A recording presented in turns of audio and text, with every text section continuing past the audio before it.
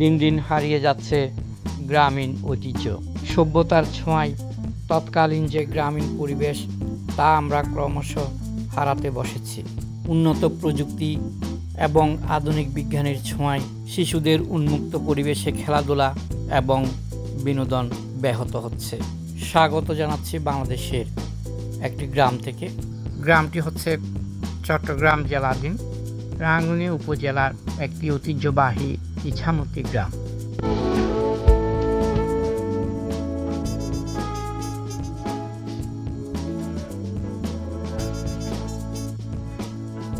এটা হচ্ছে ইছামতি গ্রামের স্লুইস গেট।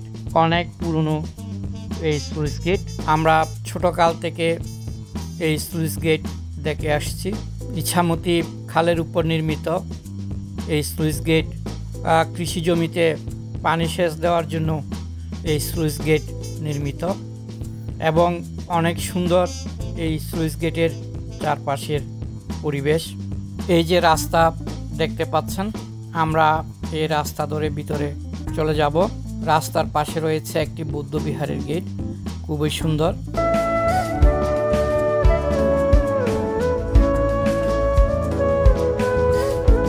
গ্রামের ভেতর রয়েছে কৃষি জমি, যেখানে গ্রামের লোকেরা ধান চাষ সহ বিভিন্ন ফসল উৎপাদন করে থাকেন।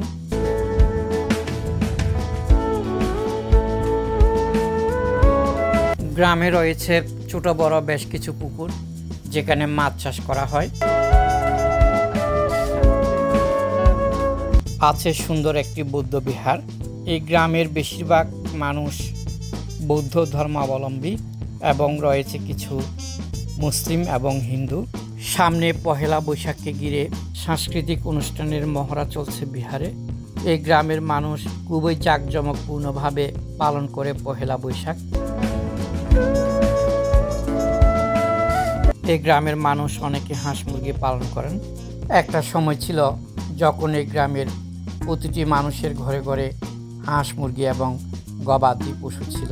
আর্থিক সচ্ছলতা, উন্নত জীবন এবং চারণভূমির অভাবের কারণে গৃহপালিত পশু পাখি আর পালন করছেন না।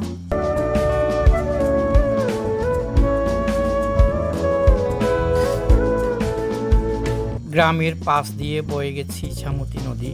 বহমান ইছামতি নদীর স্রোত দ্বারা এই গ্রামকে প্রভাবিত করে। ইছামতি নদীর ভাঙনে এই গ্রামের শত শত মানুষের ঘরবাড়ি বিলীন হয়ে গেছে। এক সময় এই গ্রামের মানুষ ইছামতি নদীর পাড়ে প্রচুর সবজি উৎপাদন করত। কর্ণফুলী এবং ইছামতি নদীর ভাঙনে বর্তমানে সেই ফসলের মাঠ আর নেই। ইছামতির খালের পানি অনেকটা শুকিয়ে গেছে, যার কারণে পার্শ্ববর্তী গ্রামের লোকজন এই খালের পাড়কে চারণভূমি হিসেবে ব্যবহার করছেন। খালের পাড়েই রয়েছে কিছু কিছু ঘরবাড়ি, যারা এখনও অল্প সংখ্যক গবাদি পশু পালন করছেন। খালের পাড়ে কিছুটা চারণভূমি রয়েছে।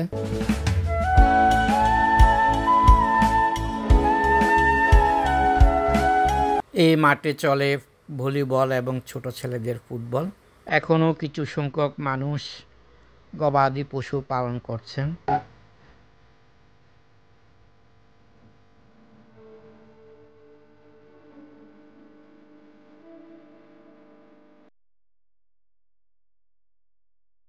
পান চাষ বা পানের বরজ এই গ্রামের অনেক দিনের ঐতিহ্য, কিন্তু এই পান চাষ অনেকাংশেই কমে গেছে। বিশেষ করে কর্ণফুলী নদীর পাড়েই এই পান চাষ বেশি করা হতো।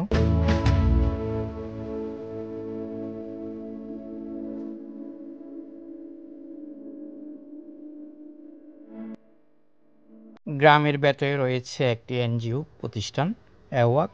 এখনও কিছু কিছু পরিবারে পালিত হচ্ছে গবাদি পশু।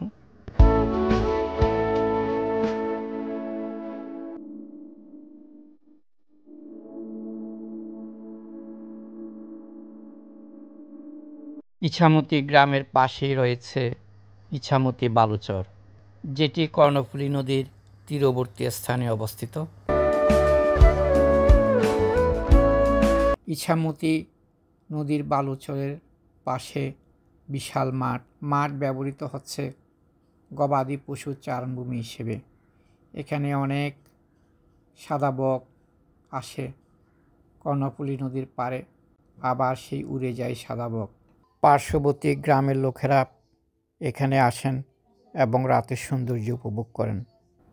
অনেক মানুষ নৌকা নিয়ে এখানে ঘুরতে আসেন, সময় কাটায়। আসলে এটি খুবই একটি সুন্দর জায়গা ঘোরার জন্য। পরিশেষে পরবর্তী ভিডিও দেখার আমন্ত্রণ জানিয়ে আজকের মতো বিদায় নিচ্ছি। সবাই ভালো থাকবেন, সুস্থ থাকবেন। ধন্যবাদ সবাইকে।